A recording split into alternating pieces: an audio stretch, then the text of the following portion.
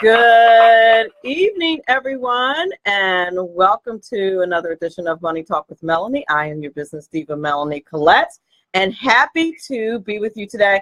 Now, if some of you, before I even get into the normal buffoonery, for those of you who usually may listen, those of you in Facey Land, who may usually listen on SHR Media, unfortunately, the website is down right now.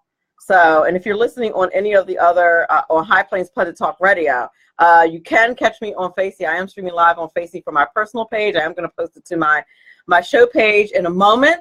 But I wanted to let you guys know that from the outset. And I'm broadcasting live via SHR Media and High Plains Pleasant Talk Radio here in beautiful Cape May County, New Jersey. I am excited, very excited. And that's why I'm running late. So excited about my guest today that we were chatting, and I lost track of time and I jumped on a little bit late. Apologize. My guest today is assistant professor of management at Busch School of Business and Economics at the Catholic University of America. And he's going to talk to us today about the unintended consequences of the Trump tax plan. Now, I am, because of our schedule, hey Ron, hey Robert, Ron Edwards. We're going to hear from Ron Edwards in a few minutes. Teddy Lee, Navarre, John, hey, what's happening? Thank you for joining me. Because of our schedule, I'm going to actually do the news and commentary last so that Mr. Yoest can move on to whatever really important interviews he has to do after he's done with me today. So I'm switching my normal format around just a little tiny bit. Hi, Paul. And we're going to get right into speaking with Mr. Yoest. How are you? I'm just fine, thank you. I'm calling you from the nation's capital. Yes, he's calling direct from the swamp. I recognize the area code when you called. I have many friends that are living in the swamp as well. I know, but we need you guys there. We need you guys there. Oh, thank you. Thank you. We do. I'm going to tell you a little bit about Mr. Yoest. Let me Google Drive, which is what I usually use to put all my information in one beautiful place because I'm very meticulous about my show prep, was down to like 2 minutes before I went to air. So all my notes are like all over the place. But so for a little bit sketchy, not in smooth, that's why. But first and foremost, he's the author of a book called The Memo, How the Classified Military Document that helped the U.S. win World War II can help you succeed in business. So we're going to talk a little bit about that after we talk about the Trump tax plan, but I'm excited about that book as well. Also, he served as Assistant Secretary for the Health and Human Resources, as Clinical Assistant Professor of Management, Senior Business Mentor in High Technology Medicine, Nonprofit and New Media Consulting, fantastic, expert in management, training, and development, operations, sales, and marketing. And he's worked with clients not only in the U.S., but in India, East Asia, and he's the president of Training of DC LLC. So without further ado, welcome, Mr. Yoest. I must have.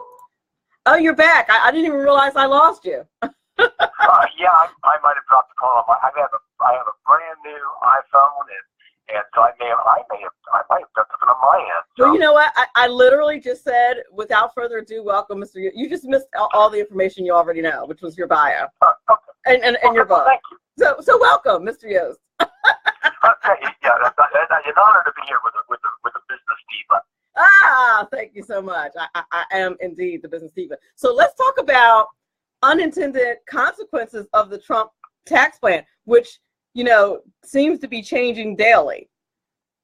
What do you think? Yes, yeah, I know. I like to call it the unintended consequences because it's all the same things that happened during the Reagan tax cuts.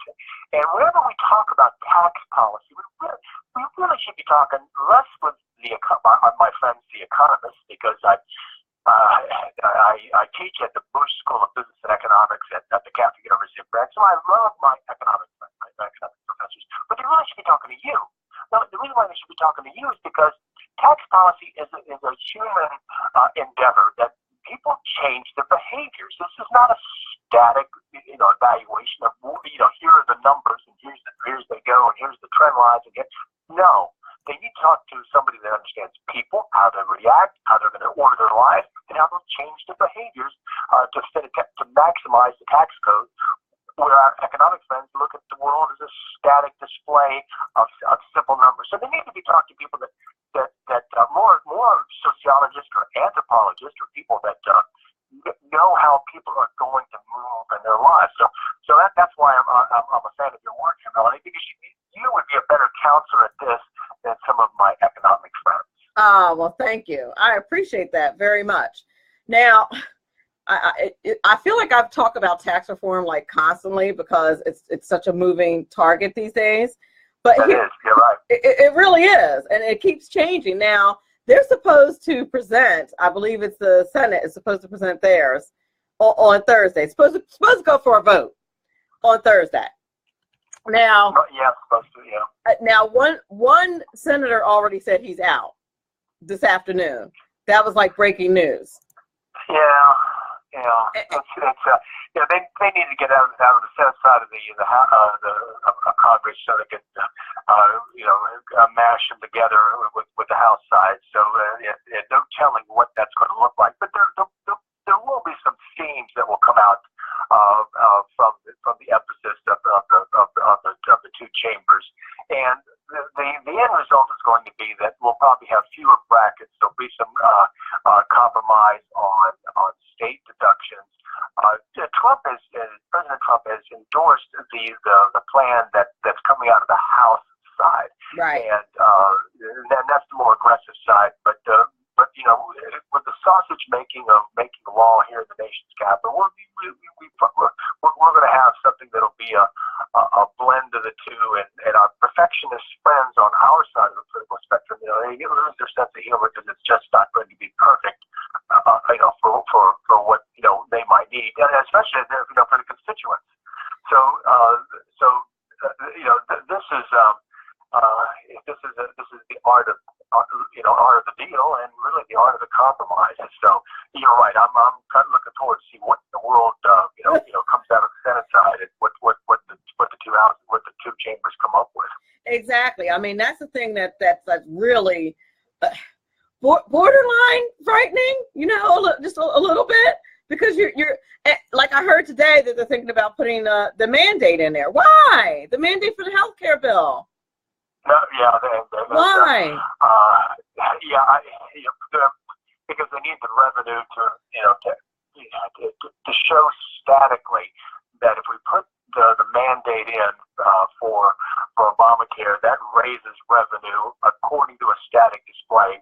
But of course, as you and your listeners would know, surely if you put the mandate in, people will then simply do all they can to avoid the mandate. Because that's simply a tax. So people's behavior will change. That's most unfortunate. I'm not sure that the House would go along with actually passing something like that, or in the crossover reconciliation come up with something. Right. President Trump called the House plan. He called it the rocket fuel that our economy needs to soar higher than ever before. So and I think Trump has got it that we've just begun to explode this economy. We've just started, and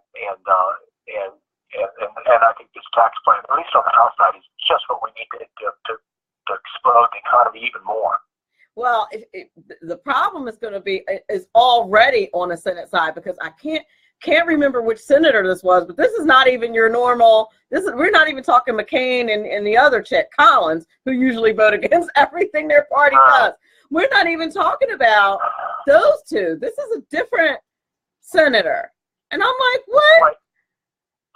And what will happen on this is that where the senators are showing some concerns at the deduction over the state income tax, and that's going to be a real problem, because on a narrow sense, the senators would be voting against the interests of the constituents, because and certainly even on the congressional side, the Congress, the representative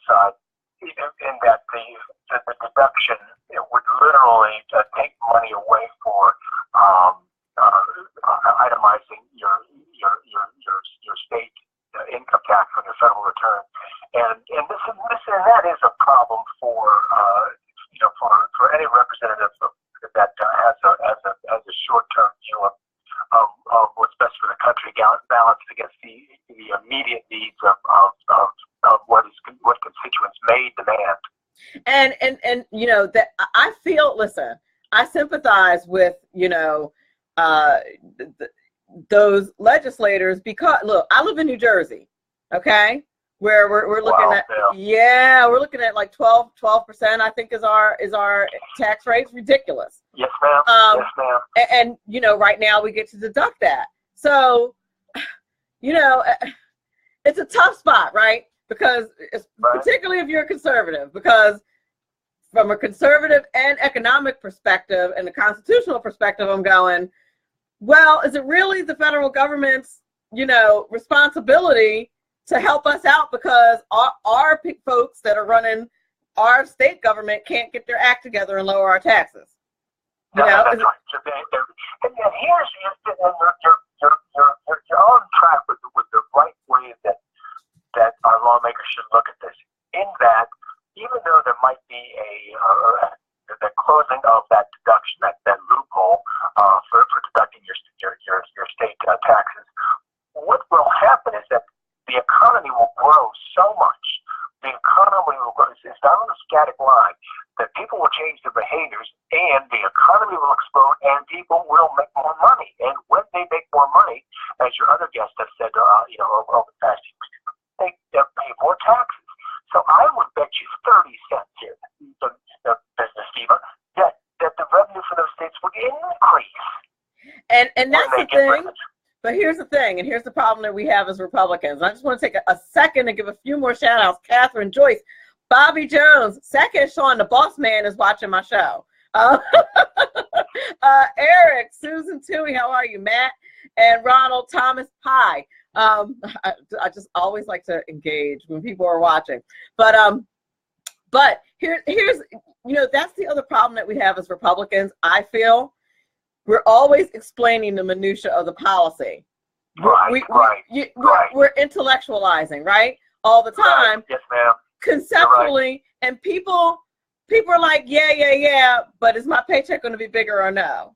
you know what I mean?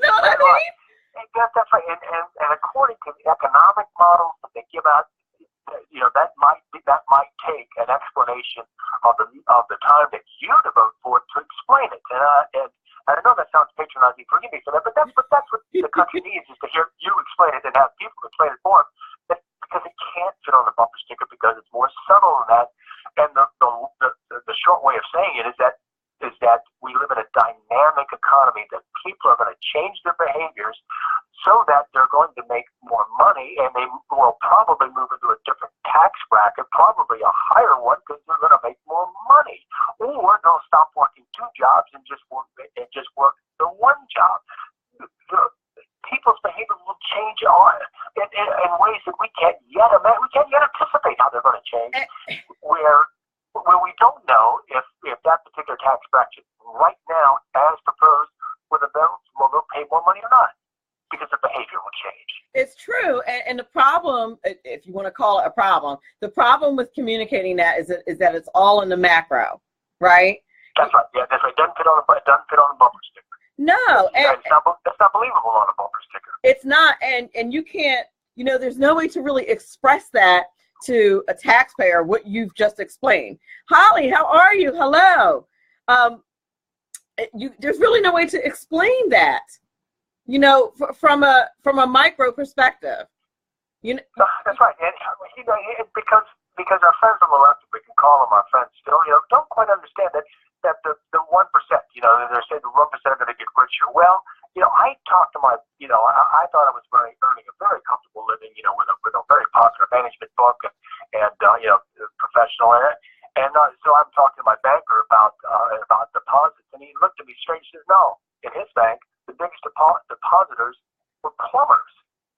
Oh, I'm not surprised. What do you mean plumbers? And he says, well, yeah, they run their business through their checking accounts as a subject their S corporation. So, under the tax plans, coming from proposed by President Trump, they're, instead of being taxed at the personal rate, they will tax at max at 25.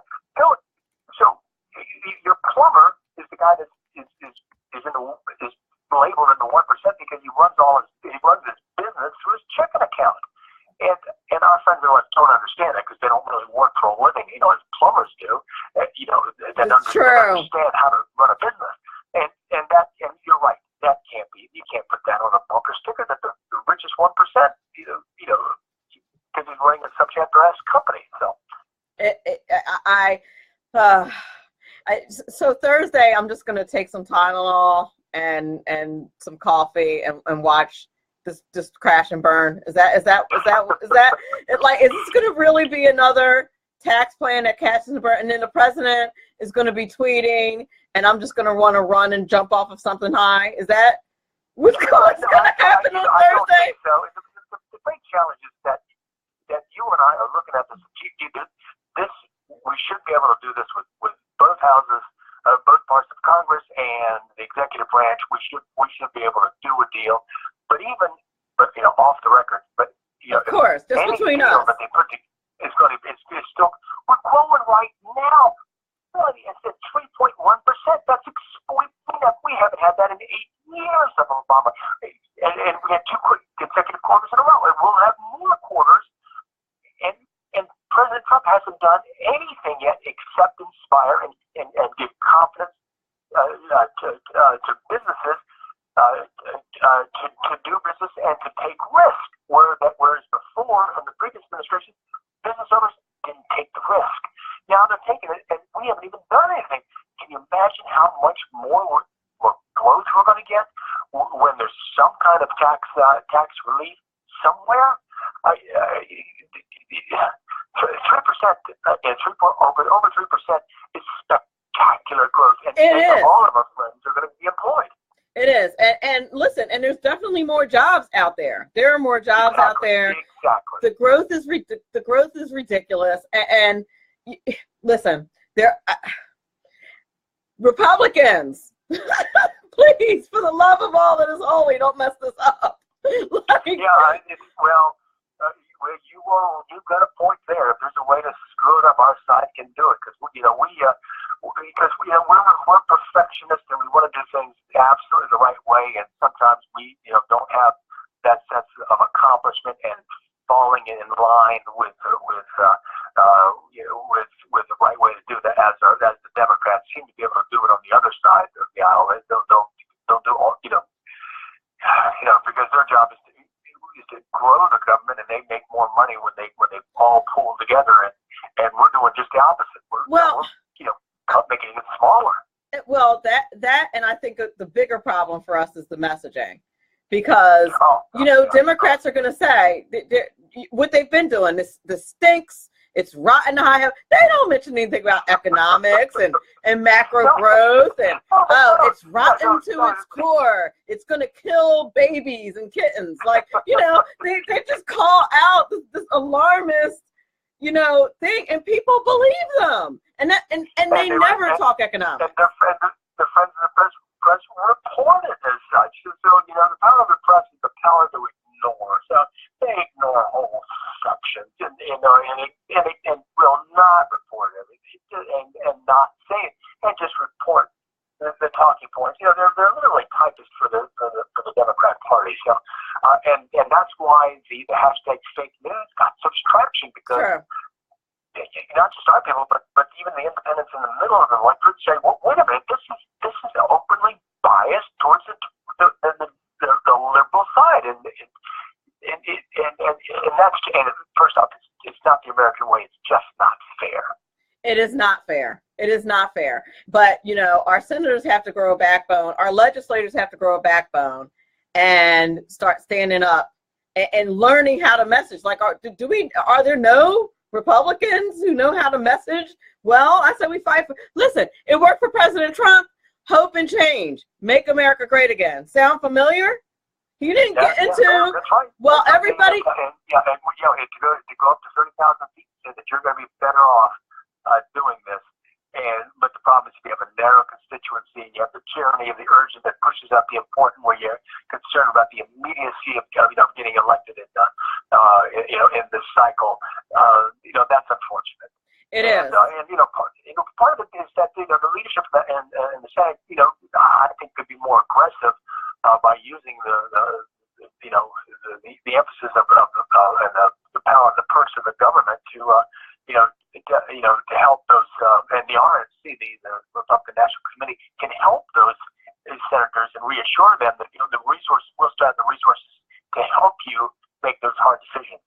Indeed. Now let me ask you this: one of the big issues with the tax, actually debates, I should say, or controversies about the new tax plan is that some people's taxes are going to get raised. How do you feel about that? Some people, are totally denying it. Everybody's going to get a tax cut. Everybody's taxes are going to go down. And then you have some legislators that are on TV saying, well, no, some in the upper tier and the upper middle brackets, they may either stay the same or go up a little bit. So what are your feelings on that? Well, statically, that they might be right, but the answer is, the real answer is that we don't know, and that's why you hear the smart politicians that won't answer that question directly and simply dance around it to say that this particular bracket will go up or not, because under a new tax plan, people's behavior, for example, one of the things that we got surprised about during the Reagan tax cut is that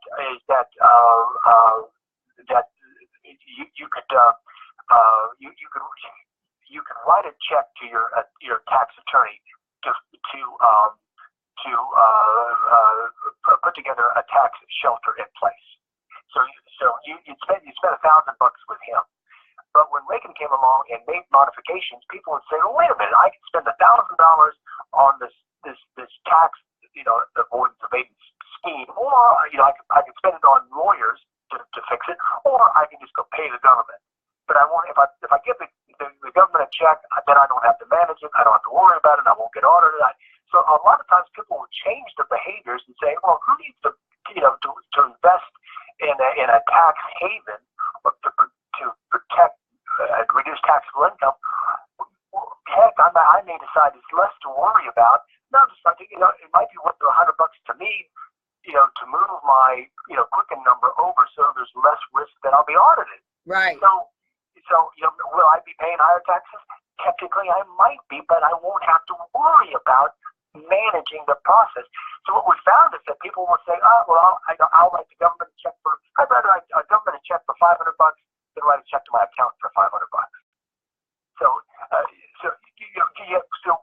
when you're ordering your life, the rational human says that I have to account for total costs, and then I have to worry about it, and I got to manage the tax process, and I got to keep up with this, and that's going to change. And there'll be things like that that will happen. People will change their behaviors, and I am convinced they'll start making more money, and that might push them into a tax bracket where they wouldn't, where they will be paying. They might, I don't know this, where they might, you can conceivably come up where they might pay more taxes, but they're making a whole lot more money. Right. And they'll say, that'd be fine with me. I'd be delighted to move into that upper tax bracket where my taxes were higher than they were last year, but I'm making 20% more money this year. So that's a pretty good deal. Indeed. But you're exactly right. You can't explain that on a bumper sticker. You can't say all that the other side will hear is that your taxes are going up, and that's not fair. It's not fair. It's not fair. Al Ashworth is in the house. Holly Dunn is in the house. All these heavy hitters are watching and listening today. I'm so excited. Hi, Scott Kern. Hi, Todd Allen in the house. Tina, hello. Bobby Dale, how are you?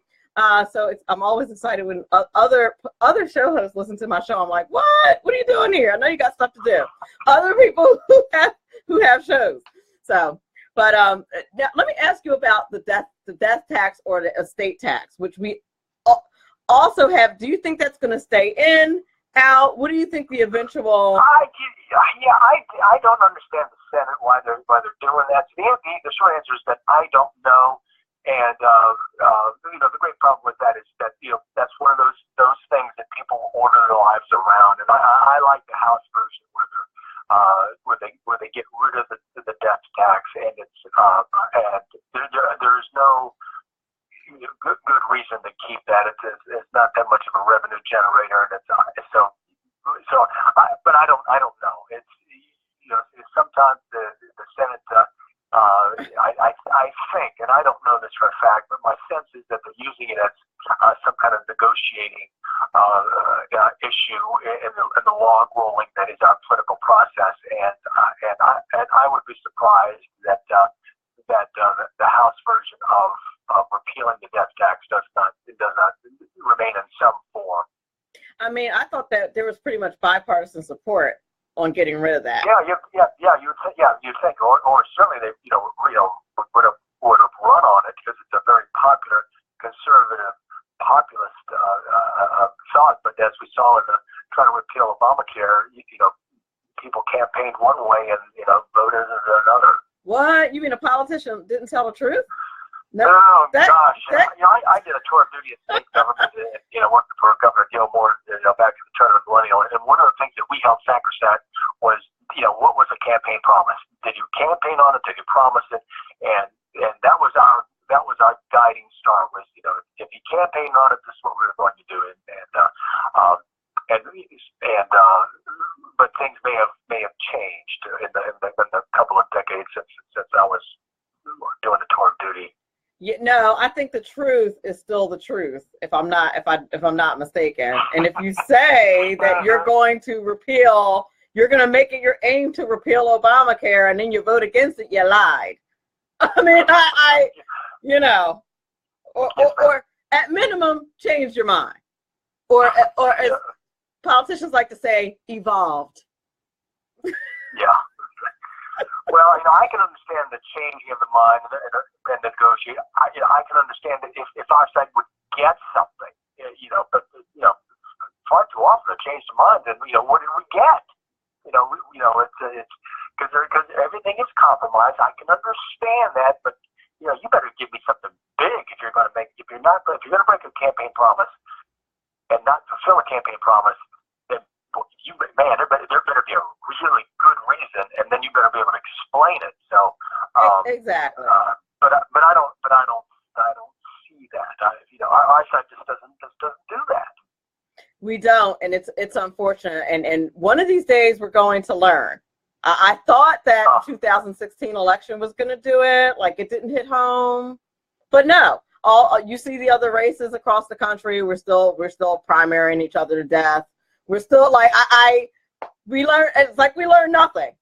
We That's right. No, I was me and Charmaine, my wife. We were in New York City. Appropriate. At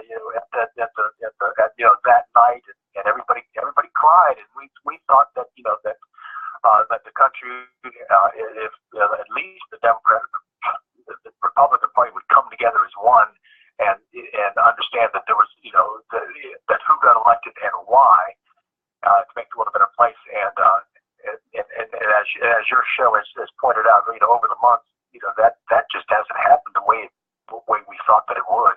It's really sad, and they better get on it now.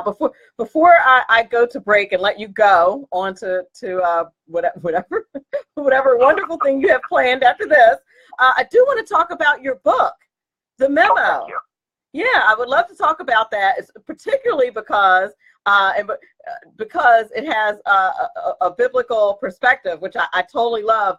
No, there's no business book that I've ever read that has anything about the Bible in it. So no, and it should. That's right. No, you're exactly right. In fact, the book. Thank you for saying that, because the book is doing surprisingly well, because it is a management book on execution of leadership and followership. But I've got a scriptural basis for it. So I was rather surprised that it would get the reception that it would, and on the doctrine of completed staff work, where staff do the work and thoroughly vet an idea, evaluate options, and give a recommendation to the boss, and the manager simply makes a decision. But that's got a scriptural basis that I haven't got any pushback. faith tradition or no faith tradition, I still see the Bible as a book that might have some use, and so it's a delight to quote, to make a winsome argument, for a good management technique of completed staff work, as well as try to have people see the gospel in a way that may not have had enjoyed a popular way of explaining. Exactly. I mean, the first thing that came to mind when I read that, I was like, well, heck, who's a better leader than Jesus? I mean, that's right. Yeah. I can't think of one. Exactly. I thought it was genius, to be quite honest. Now, the book. Go ahead. I'm sorry. Yeah, thank you for saying that, because in fact, I start off by saying that if completed staff work, which was described in a memo during World War II, if it had a scriptural verse, it would be from John, where the verse where it was Christ's last words on the cross, which are, it is finished. So completed staff work is simply where the staffer, the followers in an organization, give the boss completed staff work where there's nothing to add. So it's, that's the Bible verse that's behind it that drives the emphasis of completed staff work, where the staff anticipates what the boss wants, but the boss also works with his staff to get ideas, to get recommendations, and to force his staff or her staff to say, what do you think? And get ideas from the staff. And once the staff comes up with the idea, the boss says, fine, go ahead and do it. And we are then empowered because it's our idea to start with. So this has just been a delight to review. That's very exciting, but particularly in a world where, quite frankly, the left is just working to squash anything God Bible based. Oh. Anywhere, particularly in the secular arena. So I just love that you have managed to marry those two concepts. Yeah, thank you. Yeah, that's right. It's two different emphasis that are seldom put together, but deserve to be put together. So this has just been a delight to work both faith, reason, and business. Under a doctrine or a management concept that there's actually nothing in the literature that talks about leadership and followership. So that's what Christ said. Follow me. He didn't simply issue a command or force people to follow him. It was a debate, a rhetoric, an idea, an argument that you should follow me. Now, and that's what business leaders should do today. I love it. Now, one of the things I read in kind of the Cliff Notes version, if you will, is that you encourage managers to tolerate imperfection. Now, this is something that you don't hear often, particularly from managers. Oh gosh, you're exactly on target. Because one of the things that's the great challenge is when we work as individual contributors, we do the doing, we do the work. We're actually the ones that are laying the bricks, driving the truck, the accountant adding up numbers, or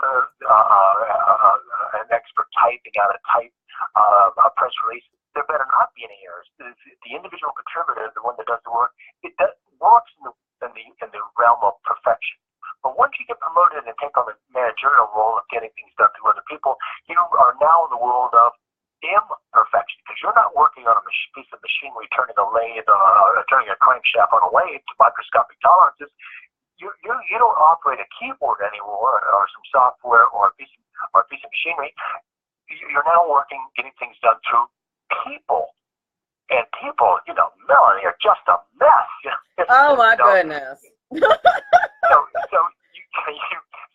better be tolerating imperfection. And so the individual contributor, the typist works in error-free, quality's job one with zero defects. But the manager working to a person better have some tolerance for imperfection, better allow their staff to train and push them and let them fail. You would never. Management is more of an at-bat at baseball, where a 300 batting average is pretty darn good. You can make a very good living with a 300 batting average in the MLB, but 7 out of 10 times you're walking back to the dugout. And that's hard for us to understand, is that, managers, you're not going to get it right all the time. You're going to run out of time, or better a fuzzy decision now than the perfect decision next week, because next week will be too late. You'll be overcome by events. And this is why managers make the money and earn the incomes that they do, because the guy in charge got all these things to balance, to counterbalance, and he's got to get it done through people. And as Kierkegaard said, no straight line has ever been drawn with the crooked timber of the human condition. So true. Humans. When I had my first real job, I had like 14,000 employees, and I was vice president level. And one of the things I found out is that I was spending a day a week, maybe a day a month, 2 days a month, going to funerals.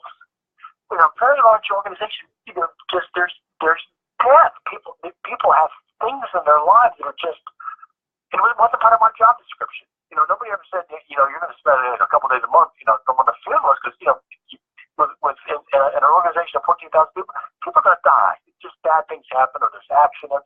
So I felt like I was a pastor. I was going to hospitals and people in their homes and sick beds. And somebody's husband. It was wow. I've been teaching management for a decade, and I've never seen that in a textbook that says you've got to that people would have these kinds of personnel challenges. That it's the boss's job to work with. Indeed, and it kind of reminds me. It reminds me of the scripture that talks about how basically you'll be messing up, but God is going to make your path straight. Is the essence of the scripture. Exactly. Proverbs does that right. Exactly. And that's what it puts me in the mind of embracing imperfection, or allowing imperfection, and kind of trying to work within that, because that's what God does with us. This is a biblical structure for management, in that once you become a Christian and you accept Jesus Christ, you don't stop sinning, and you're still human.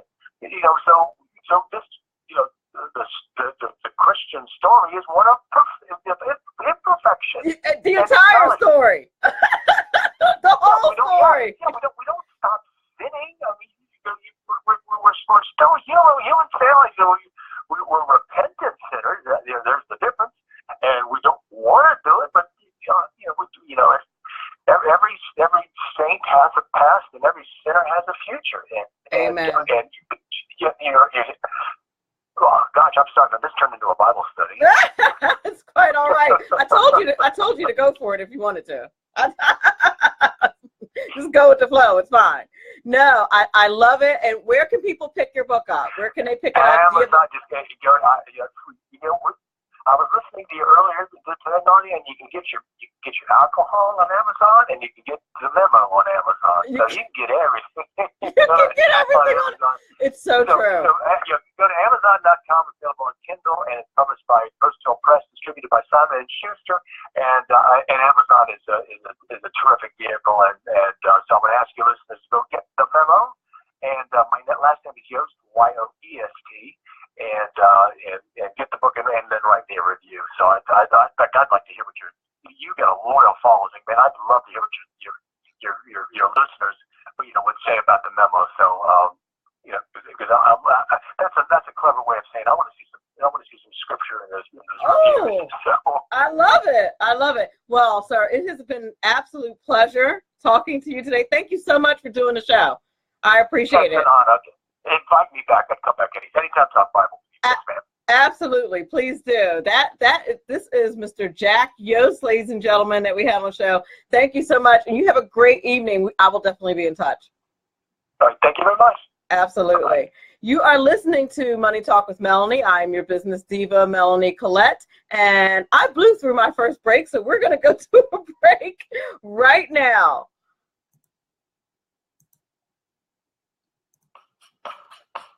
If you are a Trump-hating rhino Republican who looks the other way when Democrats literally set out to destroy the Republic, prepare to be booted out of office. Hello, I'm Ron Edwards. On today's page from the Edwards Notebook, President Trump clearly stated that the corporate tax rate must be lowered now to make America once again competitive on the world. How would you guys like to guess? I muted the recording of the audio so I can talk to you guys. It's a new thing I'm trying. How did you guys like the gas? Post a comment. The corporate way. The Republicans are also trying now I gotta remember to to works by not issuing unmute it. across-the-board tax reductions, despite knowing that such measures could cause a repeat of 1981, when selfish politicians delayed tax reductions for a year and caused a recession. President Reagan agonized over the decision to give in to the statist politicians who persuaded him not to oppose their delay of granting tax relief for the people of America. I pray that Republicans will awaken from their stupor of pretending not to understand that tax cuts bring in more revenue, and the wasteful spending must be curtailed. You Trump haters, he is doing his job, and it is past time you do yours, or prepare to be booted out of office. I'm Ron Edwards. Sponsored by the Tri-County Liberty Coalition. Who likes paying taxes? Nobody. That's why Eva Rosenberg from TaxMama.com wants you to pay less of them. Read Small Business Taxes Made Easy and learn how to set up a business plan that minimizes taxes, the tax benefits of different forms of financing, spot and fix errors in the 1099s, legally increase your deductible expenses with better record-keeping techniques. Don't let the IRS squeeze you out of every penny. Start deducting today. Visit TaxMama.com. TaxMama.com. That's TaxMama with one M.com. My name is David Barnett, and I've been helping people buy and sell small and medium-sized businesses since 2008. So far this year, I've gone on 5 vacations. It's because I've got my own business. When you get tired of being managed by someone else and you decide that business ownership is right for you without the risk of starting your own unproven enterprise, then come over to businessbuyeradvantage.com.